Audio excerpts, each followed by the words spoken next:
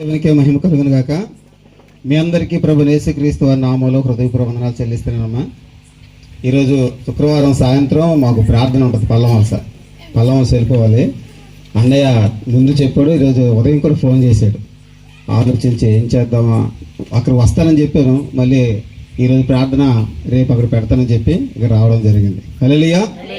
సరేమ్మా, దేవుని వాక్యంలోకి మనం వెళ్దాం. ముందుగా నిర్గమాకాండం 19వ అధ్యాయంలో 10, 11 రెండు వచనాలు చదువుకున్నాం.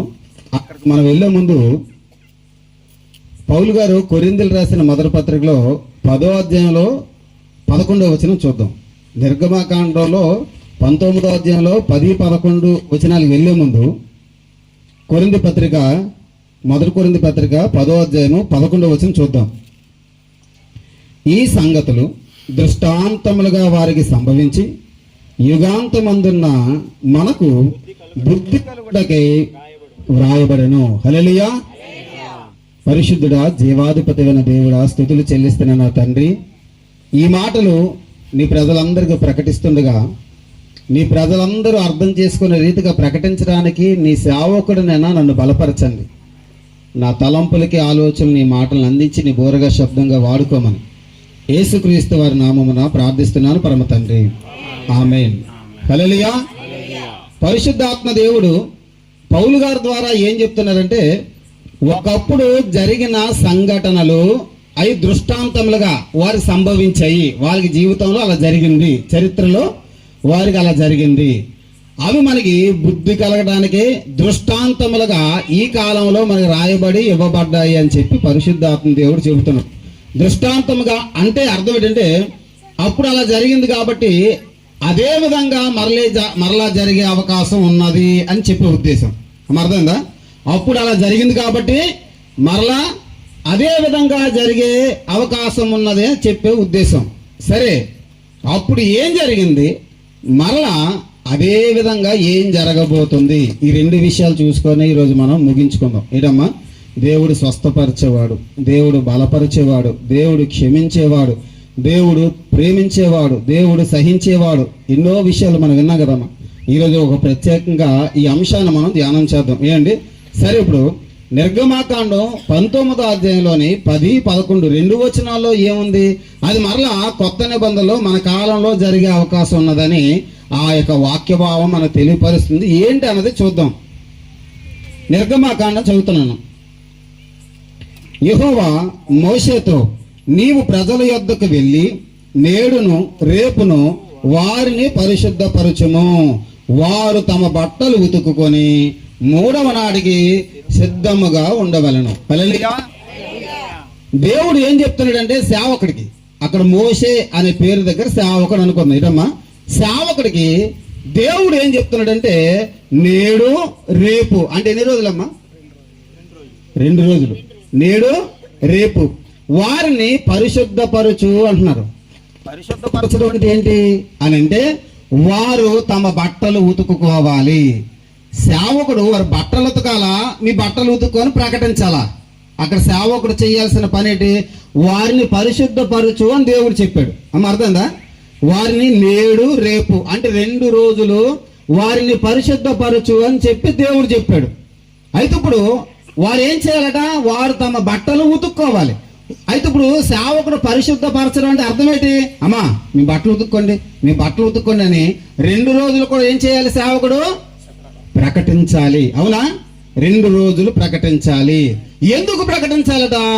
మీరు 2 రోజులు కూడా బట్టలు ఉతుక్కొని మీరు పరిశుద్ధపడితే, పవిత్రులైతే 3వ రోజు దేవుడు వస్తాడు. హల్లెలూయా. 3వ రోజు దేవుడు దిగి వస్తాడు అని ఉన్నది. అవునా? దేవుడు దిగి వస్తాడు కాబట్టి మనము ఆ దేవుడి దగ్గరికి చేరడానికి, అమ్మా ఆ ఫోన్ సైలెన్స్ పెట్టండి. దేవుడు దిగి వస్తాడు కాబట్టి మనము ఆ దేవుడి దగ్గరికి చేరుకోవడానికి మనం ఏమవ్వాలటమ్మా? పరిశుద్ధపరచబడాలి. ఎందుకు తెలుసా? దేవుడు పరిశుద్ధుడు. హల్లెలూయా. దేవుడు పరిశుద్ధుడు. మనము దేవుడి దగ్గరికి వెళ్ళాలంటే మనము కూడా ఎలా ఉండాలి? పరిశుద్ధంగా ఉండాలి. కాబట్టి నేడు రేపు ఏం చేయాలట? మోషే, ఓ సేవకుడా, నువ్వు వారికి ప్రకటించు. ఏమని ప్రకటించాలి? దేవుడు రాబోతున్నాడు, మనం దేవుడిని ఎదుర్కోవడానికి దేవుడి దగ్గరికి వెళ్ళబోతున్నాం కాబట్టి పరిశుద్ధత లేకపోతే దేవుణ్ణి చేరుకోవడం అసాధ్యము. కాబట్టి వారిని నీవు పరిశుద్ధపరచు అన్నాడు. అమ్మ మీకు అర్థమైందా? కాబట్టి దేవుడు రాబోతూ ఉన్నాడు. దేవుడు రాబోతున్నప్పుడు మనం దేవుడి దగ్గరికి చేరబోతున్నాము. ఇది కొత్త నిబంధనలో మరలా దేవుడు రాబోతాడు, మనం దేవుడి దగ్గరికి వెళ్తామని ఎక్కడైనా ఉన్నదా? ఉన్నది. అంటే తెస్సలోనికీ పత్రిక 4వ అధ్యాయంలో ఆ మాట ఉంటుంది. చూసి మళ్ళీ ఇక్కడికి వద్దామండి. 4వ అధ్యాయంలోని ఆ వచనాన్ని నేను చదువుతున్నాను, దయచేసి చూడండి. మొదటి పత్రిక 4వ అధ్యాయంలోని 16వ వచనం చెప్తాను, 15, 16. మేము ప్రభు మాటను బట్టి మీతో చెప్పినదేమనగా, ప్రభు రాకడ వరకు సజీవులమై నిలిచి ఉండి మనము నిద్రించిన వారి కంటే ముందుగా ఆయన సన్నిధి చేరము. ఆర్భాటముతోనూ ప్రధాన దూత శబ్దముతోనూ దేవుని బోరతోనూ పరలోకము నుండి ప్రభు దిగి వచ్చును. క్రీస్తునందుండి మృతులైన వారు మొదట లేతురు. ఆ మీదట సజీవులమై నిలిచి ఉండి మనము వారితో కూడా ఏకముగా ప్రభువును ఎదుర్కొంటకు ఆకాశ మండలములకు మేఘముల మీద కొనుపోబడదుము. హల్లెలూయా. దేవుడు మనిషి ఎక్కడ కలుస్తారట? ఆకాశం మీద మేఘాల దగ్గర. ఏంటండి? ఆకాశ మండలంలో దేవుడు మనుషులు కలుస్తారని చెప్తున్నారు. బ్రతికి ఉన్న వారందరూ కూడా రెప్పపాట్లు ఎగిరెళ్ళిపోతారు. దాన్ని ర్యాప్చర్ అంటారు, లేదా సంఘం ఎత్తబడడం అంటారు. ఏంటమ్మా? అంతకుముందు చనిపోయిన వారు ఉన్నారు కదా, వారందరూ వస్తారు. ఆత్మలు వచ్చి ఎక్కడెక్కడ సమాధి చేయబడ్డారు వాళ్ళందరూ బ్రతుకుతారు. చనిపోయిన వారందరూ బ్రతుకుతారు. బ్రతుకున్న భక్తి పరులందరూ కూడా లేపబడి దేవుణ్ణి చేరుకొని దేవుడి దగ్గర వెళ్ళిపోతారు. హల్లెలూయా. ఇప్పుడు ఈ సంఘటన జరగాలంటే దేవుడు ఏం చెప్తానంటే, ఆ రోజు ఏం చెప్పాడు? దేవుడు కిందకి దిగి వస్తున్నాడు. ఆ దేవుడి దగ్గర మీరు వెళ్ళడానికి సిద్ధపడండి. మీరు పవిత్రులు అవ్వాలి. మీ బట్టలు ఉతుక్కోండి అంటే అర్థం ఏంటి? మీరు పరిశుద్ధపరచబడాలి, పవిత్రులు అవ్వాలి అని అర్థం. బట్టలు ఉతుక్కోనండి. ఇప్పుడు ప్రకటన గ్రంథంలో 22వ అధ్యాయంలోని మాట చూద్దామండి. బట్టలు ఉతుక్కోవడం కోసం, బట్టలు ఉతుక్కోవాలి అనే మాట కోసం ఇక్కడ చాలా స్పష్టంగా ఉంది. ప్రకటన గ్రంథము 22వ అధ్యాయము 14వ వచనం. జీవవృక్షమునకు హక్కు గల వారే గుమ్మముల గుండా ఆ పట్టణంలోకి ప్రవేశించినట్లు తమ వస్త్రములను ఉదుకుకొని వారు ధన్యులు. హల్లెలూయా. అంటే ఆ గుమ్మము ద్వారా ప్రవేశించాలంటే పరలోక పట్టణంలో ప్రవేశించడానికి, దేవాది దేవుడి దగ్గరికి ప్రవేశించడానికి తమ వస్త్రములను ఉదుకుకొని వారు ధన్యులు అని ఉన్నది. పాత నిబంధనలో కూడా ఏముందండి? దేవుణ్ణి చేరాలంటే ఏం చేయాలట? బట్టలు ఉతుక్కోవాలి అని ఉన్నది. కొత్త నిబంధనలో కూడా దేవుని చేరాలంటే ఏముందమ్మా? బట్టలు ఉతుక్కోవాలి అన్నది. అంటే నిజంగా బట్టలు ఉతుక్కుంటే స్వర్గానికి వెళ్ళిపోతామా? అమ్మా చెప్పండి. బట్టలు ఉతుక్కున్నంత మాత్రాన పరలోకానికి వెళ్ళిపోతామా? ఇక్కడ బట్టలు ఉతుక్కోండి అనే మాటకు అర్థం ఏంటి? బట్ట అన్నది మన జీవితానికి గుర్తు. బట్టలోని డాగులు అంటుకుంటాయి, అవునా? ఎంత తెల్లని వస్త్రం ధరిస్తామో మరకలు అంత స్పష్టంగా కనిపిస్తాయి, అవును కదమ్మా? మన పరిశుద్ధ జీవితంలో మరకలు అంటుకున్నాయి. ఈ భూమి మీద తెలుసో తెలియకో మనం చేసిన పొరపాట్లు, అపరాధాలు, తప్పిదాలు ఉన్నాయి. ఈ పొరపాట్లనే మరకలు మన బట్టలు అంటే మన జీవితంలో ఉన్నాయి. కాబట్టి ఏం చేయాలటమ్మా? అవి ఉతుక్కోవాలి. ఉతుక్కోవాలంటే నిజంగా బట్టను ఉతకడానికి ఏముండాలమ్మా? సబ్బు ఉండాలి కదా. మరి పాపం ఉతకడానికి ఏముండాలి? బాగా ఆలోచించండి. పాపం ఉతకడానికి, పాపం పోగొట్టడానికి ఏముండాలి?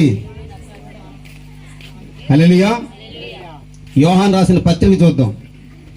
యోహాను పత్రిక, పాపం ఉతకడానికి ఏముండాలి? సువార్త కాదమ్మా, యోహాను పత్రిక అన్నాను. ప్రకటన గ్రంథానికి ముందు ఉంటుంది. 1వ అధ్యాయము 7వ వచనము.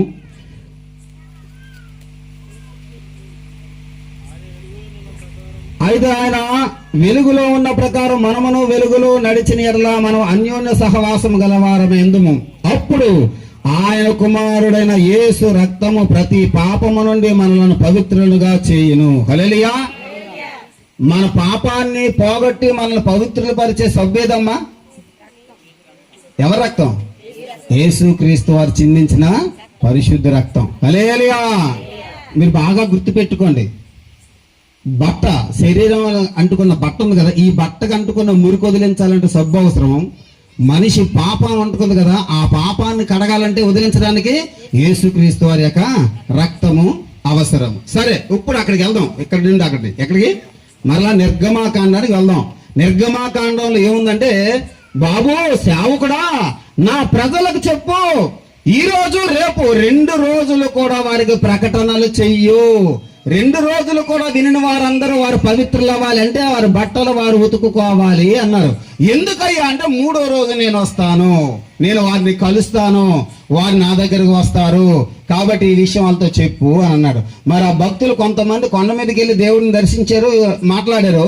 ఈ సందర్భం ఈ కలయిక ఏంటంటే పవిత్రంగా వెళ్ళాలి తప్ప అపవిత్రంగా వెళ్ళకూడదు. అపవిత్రంగా వెళ్తే మారిపోతారు. అర్థమవుతుందమ్మా? కాబట్టి ఏం చేయాలంటే ఖచ్చితంగా బట్ట ఉతుక్కోవాలి, పవిత్రులు అవ్వాలి. సరే, ఈ 2 రోజులు అంటే అర్థం ఏంటి? ఈ రోజు రేపు 2 రోజులు అంటే అర్థం ఏంటి? పేతురు పత్రికలు ఏముంటో తెలుసండి? పేతురు గారు రాసిన పత్రిక, పేతురు గారు రాసిన 2వ పత్రిక 3వ అధ్యాయము 8వ వచనం. ప్రియులారా, ఒక సంగతి మరచిపోకుడి, ఏమనగా ప్రభు దృష్టికి ఒక దినము 1000 సంవత్సరం వలె ఉంటది. హల్లెలూయా. అంటే భూలోకంలో 1000 సంవత్సరాలు అయితే పరలోకంలో దేవుడి దృష్టిలో ఎన్ని రోజులు అమ్మా? ఒక్కరోజు. అమ్మా అర్థమవుతుందా?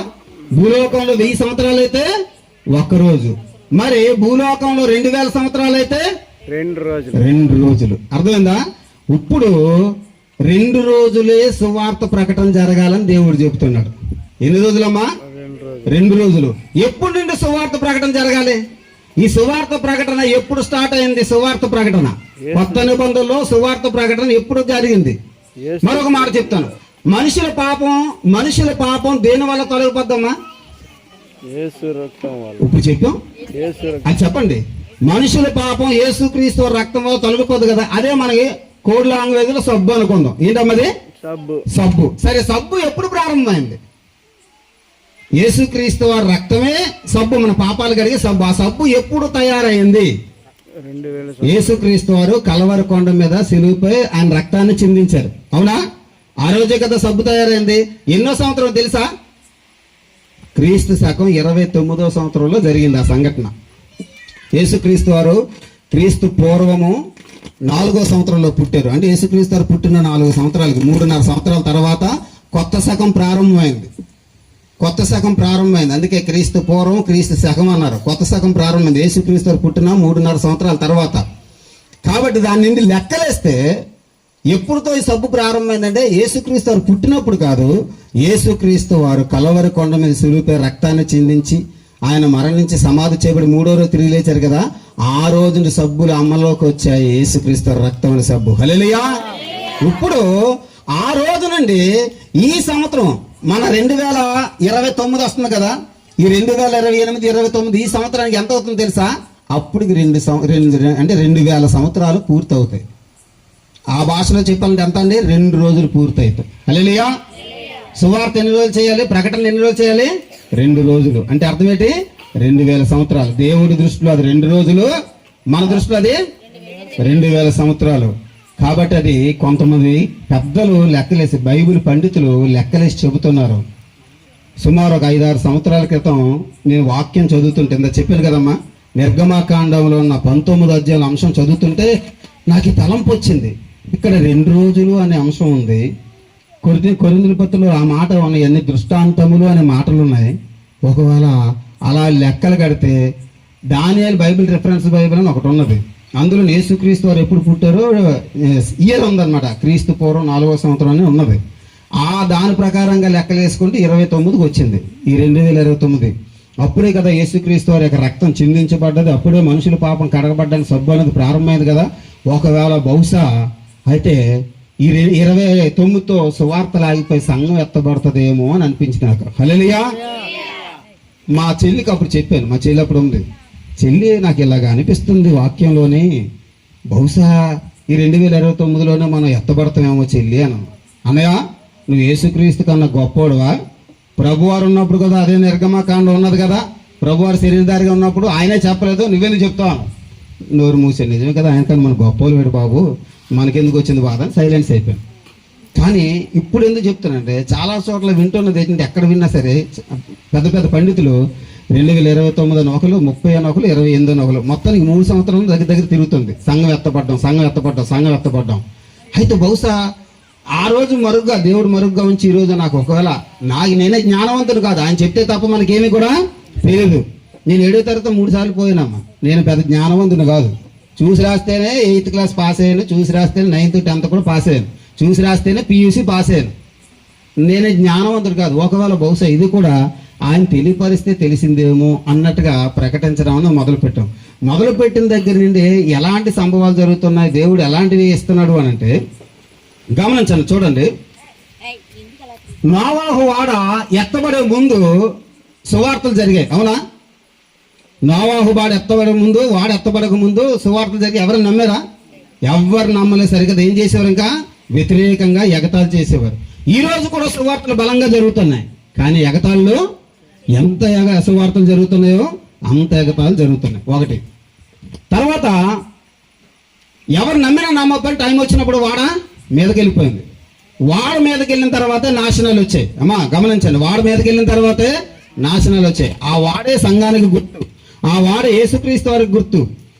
ఆ వాడ ఎత్తబడ్డది అంటే సంఘం ఎత్తబడ్డది, నాశనాలు వచ్చాయి. తర్వాత లోతు కాలంలో మనం చూస్తే లోతు ఇంకా రాత్రి ఆ పట్టణం నుంచి వెళ్ళిపోతారు, ఇంకా నాశనం అయిపోద్ది. అనగా ఏం జరిగిందంటే లోతు ఇంటి చుట్టూ కూడా ఆ సొదొమ ప్రజలు తిరిగారు నాశనం చేసేద్దామని.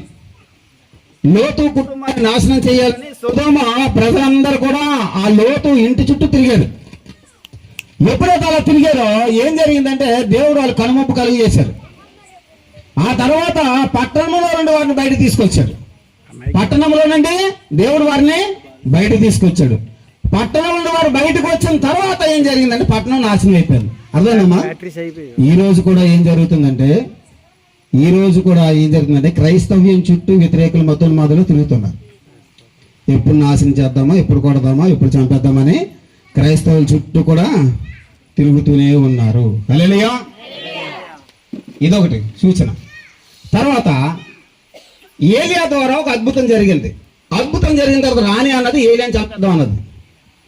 ఏలియా ప్రార్థన చేశాడు. ఏమని చేశాడంటే, దేవా ఆ యెజబెల్ రాని నన్ను చంపేస్తానంటుందండి, నాకు ఎందుకు వచ్చిన బాధ, మీరే నన్ను చంపేద్దరు అని అన్నాడు. అప్పుడు దేవుడు ఏలియాని బలపరిచాడు. ఏలియా ఏమన్నాడంటే, ఈ రాణి చాలా మంది ప్రవక్తల్ని చంపేసింది, ఇప్పుడు నన్ను కూడా చంపేయాలని చూస్తుంది అన్నాడు. అప్పుడు దేవుడు అన్నాడు, అబ్బాయి నువ్వు అక్కడే కాదయ్యా, ఇంకా చాలా మంది ఉన్నారు, 700 మంది ఉన్నారయ్యా నా ప్రవక్తలు, నా భక్తులు. ఆవిడ సగం మంది చంపితే మరొక సగం మంది ఉన్నది. ఒక మేకాన భక్తుడు ప్రైవేట్గా రహస్యంగా పోషిస్తున్నాడు. ఇంకా భక్తి పనులు చాలా మంది ఉన్నారు. ఈ రోజుల్లో కూడా చాలా మంది దేవుని ప్రజలు, దేవుని సేవకులు చంపబడుతున్నారు. కొంత చంపబడుతున్నారు, కొంతమంది భరిస్తూ బతికే ఉన్నారు. ఇవి జరిగిన తర్వాతే ఏలియా ఎత్తబడ్డాడు, అవునా? ఈ హింసలు జరిగిన తర్వాతే ఏలియా ఎత్తబడ్డాడు. ఏలియా ఎత్తబడే సంఘానికి గుర్తుగా ఉన్నాడు. పాత నిబంధనల్లో హనోకు ఎత్తబడే సంఘానికి గుర్తుగా ఉన్నాడు. కాబట్టి ఇవన్నీ బాగా గుర్తుపెట్టుకోండి. దేవుడు చెప్పిన లెక్క ప్రకారంగా చూస్తే, ఒకవేళ దేవుడి దేవాల ఆ లెక్క గనక నిజమైతే, నేను స్టాంప్ వేసి 100% ఇదే నిజమని బట్టి చెప్పలేనమ్మో. ఒకవేళ దేవుని కృప వల్ల ఈ 2028 అని ఒకరు అంటున్నారు, 29 అని ఒకరు అంటున్నారు, 30 అంటున్నారు. మొత్తానికి సంఘం ఎత్తబడి టైం దగ్గర పడ్డది అని అంటున్నారు. కాబట్టి 2 రోజులే సువార్త ప్రకటన జరగాలి. ఆ రోజు దేవుడు సేవకుడు చెప్పాడు. ఈ రోజు యేసుక్రీస్తు, ఆ రోజు యేసుక్రీస్తు చిందించిన రక్తం మొదలుకొని ఈ రోజు వరకు 2 రోజులు. ఎప్పుడు 2028-29కి ఆ 2 రోజులు పూర్తవుతుంది. 3వ రోజున ఆయన ఏమవుతారటండి, ఆకాశం మీదకి వస్తారు. ఆకాశ మేఘమండలంలోకి వచ్చినప్పుడు సంఘం అంతా రెప్పపాటులో ఎత్తబడుతుంది. హల్లెలూయా. చూడండి, ఘోరమైన హింసతో పాటుగా ఘోరమైన ఎగతాళి జరుగుతున్నాయి. ఘోరమైన దేవుని ప్రజలను చంపడము, ఎగతాళి చేయడం, చంపడము, ఎగతాళి చేయడం, ఇది జరుగుతుంది. అయితే క్రైస్తవులకి కొద్దిగా ప్రశ్న ఉండిపోవచ్చు. ఏంటి తెలుసా ప్రశ్న? మరి క్రైస్తవులకి ఎంతగా హింస జరుగుతున్నప్పుడు, ఎంతగా చంపుతున్నప్పుడు దేవుడు ఏం చేస్తున్నాడు అండి? దేవుడు చూస్తూ ఊరుకున్నాడా అని మనకి మనసులో బాధ అనిపిస్తుంది.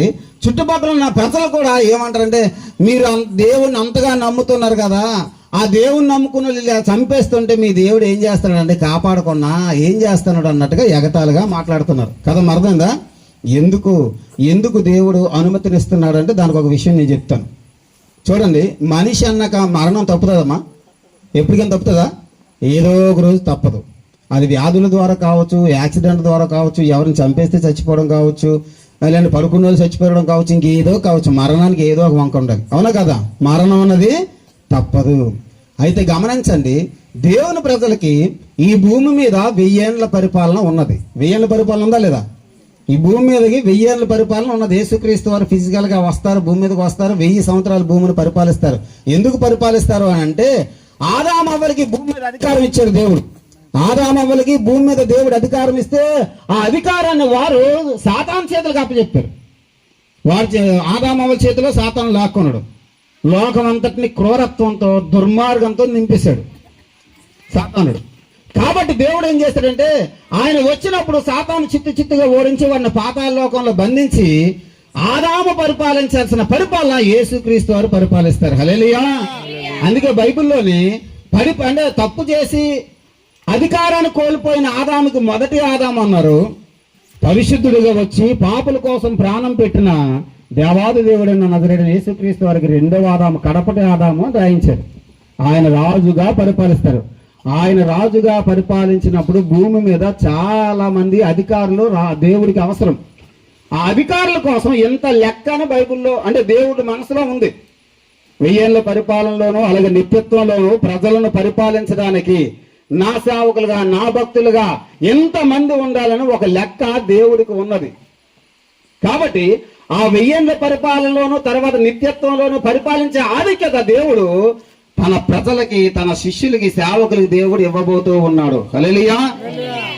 ఒకరోజు శిష్యులు అడిగారు, ప్రభువా మేము మీకోసం సమస్తం విడిచిపెట్టి వచ్చాం కదా, మాకేంటి లాభం అని అడిగారు.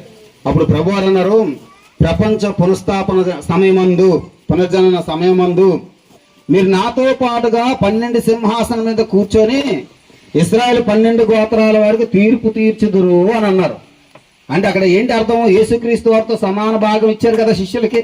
అది ప్రభు యేసుక్రీస్తు వారే చెప్పారు. తర్వాత ఒక ముగ్గురిని ఉదాహరణగా ప్రభు చెప్పారు. ఒకరికి 5 మెనాలు ఇచ్చాడు, మరొకరికి 2 మెనాలు ఇచ్చాడు, ఒకరికి 1 మెనా ఇచ్చాడు. ముగ్గురిని పిలిచాడు, అబ్బాయి నీకు 5 ఇచ్చాను కదా, నువ్వేం చేశా అంటే, డెవలప్ అయ్యండి, కష్టపడ్డాను, 10 అయ్యాను. Very good. నువ్వు ఒక 10 పట్టణాల మీద అధికారిగా ఉందువు. అది ఎప్పుడు అధికారిగా ఎప్పుడు ఉంటాడు? 1000 ఏళ్ల పరిపాలనలోని, నిత్యత్వంలోని. అబ్బాయి నీకు 2 ఇచ్చాను కదా, 2 మెనాలు, నువ్వేం చేసావు? అయ్యా నేను 5 కష్టపడితే ఆ 2 5 అయ్యాయి. Very good. నువ్వు ఒక 5 పట్టణాల మీద నువ్వు అధికారిగా ఉంటావు. అది ఎప్పుడు అధికారం? 1000 ఏళ్ల పరిపాలనలోనే, నిత్యత్వంలో అధికారం. ఇంకోటి ఇచ్చాడు, ఏమయ్యా నువ్వేం చేసావు? నేనేం చేయలేదండి, తవ్వి పాత పెట్టాను. ఇన్ని చీకటి కొట్లు పడేయండి అన్నాడు. దేవుడికి ఉపయోగపడలేని వ్యక్తులు వెళ్ళిపోతారటండి. దేవుడికి ఉపయోగపడలేని వ్యక్తులు చీకటి కొట్లుగా నరకానికి, పాతాళానికి వెళ్ళిపోతారు. హల్లెలూయా. అది ప్రభువా చెప్పింది. కాబట్టి 1000 ఏళ్ల పరిపాలనలోను ఆ తర్వాత వచ్చే నిత్యత్వంలో కూడా అధికారులుగా పరిపాలించే భాగ్యం దేవాది దేవుడు తన సేవకులకి ఇవ్వబోతున్నాడు. హల్లెలూయా. తన సేవకులు కావచ్చు, భక్తి పరులు కావచ్చు. అయితే దేవుడు ఎవరికైతే ఇవ్వబోతున్నాడో వారికి కొన్ని క్వాలిఫికేషన్స్ ఉండాలమ్మా. అమ్మా, టీచర్ జాబ్ ఇవ్వడానికి క్వాలిఫికేషన్ ఉండాలి వద్దా? లాయర్ అవ్వాలన్నా, డాక్టర్ అవ్వాలన్నా, కలెక్టర్ అవ్వాలన్నా, ఎస్పీ అవ్వాలన్నా క్వాలిఫికేషన్స్ ఉండాలి వద్దా? వీటికే క్వాలిఫికేషన్ ఉంటే 1000 ఏళ్ల పరిపాలనలో అధికారిగా ఉండడానికి, నిత్యత్వంలో అధికారిగా ఉండడానికి క్వాలిఫికేషన్ వద్దా? కావాలి ఖచ్చితంగా. ఆ క్వాలిఫికేషన్ ఈ లోకపరమైన చదువు కాదు, ఈ లోకంలో వారు ప్రభు కోసం చూపించే భక్తే. హల్లెలూయా. ఆ భక్తి ఎలా ఉండాలంటే, నా ఆస్తి పోయినా పర్వాలేదా నేను దేవుడి కోసం బతుకుతాను, నా ప్రాణం పోయినా పర్వాలేదా నేను దేవుడి కోసం బతుకుతాను. ఈరోజు అదే పరీక్షలు మనకు వస్తే, నువ్వు క్రైస్తవుడు అని తెలిస్తే నీకు ఉద్యోగం తీసేస్తాను, నువ్వు క్రైస్తవుడు అని తీస్తే గవర్నమెంట్ వచ్చే ఇల్లులు పోతాయి, క్రైస్తవుడు అని తెలిస్తే నీకు లోన్ పోతాయని అంటే క్రైస్తవులని చెప్తారా? ఎవరైతే రోషం కలిగి నాకు ఇల్లులు పోయినా పర్వాలేదు, ఉద్యోగాలు పోయినా పర్వాలేదు, లేదు ప్రాణాలు పోయినా పర్వాలేదు, నేను క్రైస్తవునని నిబ్బరం కలిగి దేవుడి కోసం ఏది పోయినా నష్టపోయినా పర్వాలేదని నిలకడగా ఎవరైతే నిలబెడతారో పిల్లరా వారు ఉంటారండి ఆ 1000 ఏళ్ల పరిపాలనలో నిత్యత్వంలో అధికారులుగా. హల్లెలూయా. దానికోసమే దేవుడు ఒక లెక్కను వారి మైండ్ లో, దేవుడి మైండ్ లో ఉంది. ఇది ఎక్కడ ఉన్నదంటే ప్రకటన గ్రంథంలో 6వ అధ్యాయంలో 10వ వచనంలో ఉంటుంది, 10, 11 వచనంలో. ఈరోజు అన్ని మనకి 10, 11 కనబడుతున్నాయి. ఏమండి అక్కడ ఏముంటుంది తెలుసండి? బలిపీఠం కింద కొంతమంది ఆత్మలు ఉన్నాయి. నాదా, వారు చేస్తున్న ప్రార్థన ఆత్మలు, నాదా సత్యస్వరూపి, ఎందాక భూలోకంలో మమ్మల్ని చంపిన వారే నిమిత్తం నువ్వు తీర్పు తీర్చకుండా ఉంటావు, మా రక్తం నిమిత్తం ఎందాక ఇంకా ఓర్చుకొని ఉంటావు, వాళ్ళకి తీర్పులు చెప్పవా? అని వాళ్ళు ప్రశ్నిస్తున్నారు, ప్రార్థన చేస్తున్నారు. దేవుడు అంటున్నాడు, ఆగండి ఆగండి, మీరు మాత్రం కాదు, మీ సహదాసులు అంటే సేవకులు, మీ సహదాసులు సహ విశ్వాసులు హతసాక్షులు అవడానికి ఒక లెక్క ఉన్నది. ఆ లెక్క పూర్తయిన తర్వాత నా లెక్క ఏటో చెప్తానన్నాడు దేవుడు. హల్లెలూయా. ఒకసారి చూద్దాం ప్రకటన గ్రంథము 6వ అధ్యాయము. ప్రకటన గ్రంథము 6వ అధ్యాయము 10-11. చెప్పాను కదా ఇందాక అన్ని, ఈరోజు అన్ని 10-11 వస్తున్నాయి. నిర్గమాకాండం 19వ అధ్యాయంలో 10-11, కొరింథీ పత్రిక 1 కొరింథీ పత్రికలో 10వ అధ్యాయంలో 11వ వచనం, ఇప్పుడు ప్రకటన గ్రంథంలో 6వ అధ్యాయంలో 10-11. వారు నాదా సత్య స్వరూపి పరిశుద్ధుడా ఎందాక తీర్పు తీర్చకయు మా రక్తము నిమిత్తము భూనివాసులకు ప్రతిదండన చేయకయు ఉందు అని బిగ్గరగా కేకలు వేసిరి. తెల్లని వస్త్రం వారిలో ప్రతి వానికి ఇయ్యబడను, మరియు వారి వలనే చంపబడబో వారి సహదాసుల యొక్కయు సహోదరుల యొక్కయు లెక్క పూర్తగు వరకు ఇంకా కొంచెం కాలం విశ్రమింపవలని వారితో చెప్పాను. హల్లెలూయా. కాస్త రెస్ట్ తీసుకోండి అమ్మా, టైం ఉంది ఇంకా. కొంతమంది సేవకులు మీలాగే హతసాక్షులు అవ్వాలి, కొంతమంది విశ్వాసులు మీలాగే హతసాక్షులు అవుతారు. ఎందుకంటే దేవుడి లిస్టులో ఉంది. మన ఒక 3 రోజుల క్రితం అన్నగారు చనిపోయారు, ప్రవీణ్ గారు. దేవుడు ఆయన భూమి మీదకి మానవుడిగా పంపించక ముందే ఈయన హతసాక్షి అవ్వాలని నిర్ణయించి పంపించాడండి. హల్లెలూయా. ఆయన మాత్రం కాదు, అంతెందుకు ఒక విషయం ఆలోచించండి. యేసుక్రీస్తు భూమి మీద శరీరధారిగా ఎన్నాళ్ళమ్మన్నారు? 33.5 సంవత్సరాలు ఉన్నారు. అవునా? చాలా మంది ప్రశ్న తెలుసా, ఒక క్రైస్తవుని లేదా ఒక సేవకుని ఎవరో ఇలా చంపుతున్నప్పుడు, కర్రతో కొట్టి చంపుతున్నప్పుడు, కత్తితో పొడిచి చంపుతున్నప్పుడు, మరొక రకంగా చంపుతున్నప్పుడు దేవుడు చూస్తూ ఉంటాడు కదా. దేవదూతల్ని కాపుదలగా ఉంటారని బైబిల్లో ఉన్నది కదా. అప్పుడు దేవదూతలు ఏమైపోయారు? అడ్డరా? దేవుడు ఏమైపోయాడు? అడ్డరా అని ప్రశ్నలు వేస్తూ ఉంటారు. దేవుడు చూస్తూ ఉన్నాడు, దేవదూతలు కూడా చూస్తూ ఉన్నారు, కానీ అప్పుడు అడ్డరు. ఎందుకు తెలుసా? నీ కీర్తన గ్రంథం 48 అందులో ఏముంటుంది తెలుసా? దేవుడు మనకి ఎప్పుడు వరకు సహకారంగా ఉంటాడట, నడిపిస్తాడట దేవుడు. మనం మరణం వరకు కూడా దేవుడు నడిపిస్తాడటండి. హల్లెలూయా. కీర్తన గ్రంథము ఇది చూసుకొని ముగించుకుందామా. కీర్తన గ్రంథం 48:14. ఈ దేవుడు సదాకాలం మనకు దేవుడై ఉన్నాడు, మరణము వరకు ఆయన మనలను నడిపించును. హల్లెలూయా. మరణ సమయం ఎప్పుడో దేవుడు తెలుసు, అప్పటి వరకు నడిపిస్తాడు. అది ఎప్పుడైతే మరణ సమయాన్ని దేవుడు నిర్ణయించాడో, ఒకవేళ ఆ మరణం హతసాక్షిగా దేవుడు కనుక నిర్ణయించినట్టయితే ఆ వ్యక్తి హతసాక్షి అవుతుండగా దేవుడు చూస్తూ ఉంటాడండి. అక్కడే దేవుడు ఉంటాడు, దేవదూతలు ఉంటాడు. అంతెందుకు, ఉదాహరణకి ప్రభు యేసుక్రీస్తు వారు కలవరి కొండ మీద ఆయనంతా ఆయనే ప్రాణం పెట్టారు, ఇది మనకు తెలుసు. కానీ లోకం దృష్టిలో ఏంటి? యేసు ప్రభుని శిలువ మీద చంపేశారు. అవునా? బాహాటంగా చంపేశారని వాళ్ళు అనుకుంటున్నారు. కానీ ప్రభు వారు ఏం చెప్పారు? నా అంతట నేనే ప్రాణం పెట్టుచున్నాను. హల్లెలూయా. అయితే బాహాటంగా చంపేస్తుంటే ఆ దేవుడు ఎందుకు యేసయ్యను కాపాడలేదు అని ఆ రోజు ఎగతాళి చేశారా లేదా? ఏమ్మా, చేశారా లేదా? మరి యేసు ప్రభు వారు దేవుడే కదా.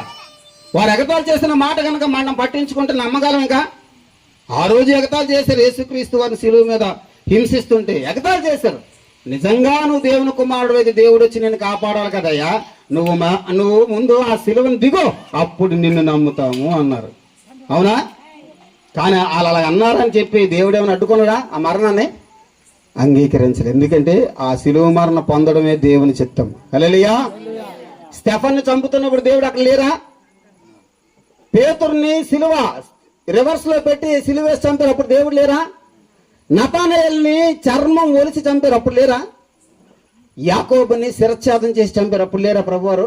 పౌలు గారిని శిరచ్ఛేదం చేసి చంపారు, అప్పుడు లేరా ప్రభువారు? ప్రభువారు ఉన్నారు, దేవదూతలు ఉన్నారు. ఎందుకు అడ్డుకోలేదు అంటే వీళ్ళందరూ ఎక్కడికి వెళ్ళాలండి? వీళ్ళందరూ ఎక్కడికి వెళ్ళండి? హతసాక్షులైన వారి లిస్టులోకి చేర్చబడాలి. హల్లెలూయా. వీరందరూ హతసాక్షులైన వారి లిస్టులోకి చేర్చబడితేనే 1000 ఏళ్ల పరిపాలనలోనూ నిత్యత్వంలో అధికారులుగా ప్రభుతో పాటు ఏలబోతూ ఉన్నారు. హల్లెలూయా. అందుకోసమే దేవుడు ఎవరినైతే హతసాక్షిగా అవ్వాలని నిర్ణయించారో వారికి మాత్రమే అలాంటి భాగ్యం దొరుకుతుందండి. మిగతా వారికి ఆ భాగ్యం దొరకదు. ఇది ప్రజలకు అర్థం కాదు. ప్రజలకు ఎందుకు తెలిసి అర్థం కాదమ్మా? వారు మనోనేత్రాలు మూయబడ్డాయి. వారు మనోనేత్రాలు మూయబడ్డాయి కాబట్టి సంగతి అర్థం కాదు. అందుకే వారు ఎగతాళి చేస్తుంటారు, అందుకే వారు కామెంట్ చేస్తుంటారు, అందుకే వారు చులకనగా మాట్లాడుతుంటారు. మరణం తర్వాత ఏమవుతుందో, మరణం తర్వాత మనుషుడు ఎక్కడికి వెళ్తాడు, ఆ మనుషుడికి ఎలాంటి తీర్పు జరగబోతుందో, మరణం తర్వాత దేవుడు ఆ ఏ మనిషిని ఎక్కడ చేర్చబోతున్నాడో సంగతి మిగతా జనాంగానికి, అన్య జనాంగానికి తెలియబడటం లేదు. దానికి కారణం ఏంటి తెలుసా అండి? కొరింథీ పత్రిక 11వ అధ్యాయంలో 4:4 ఉంది.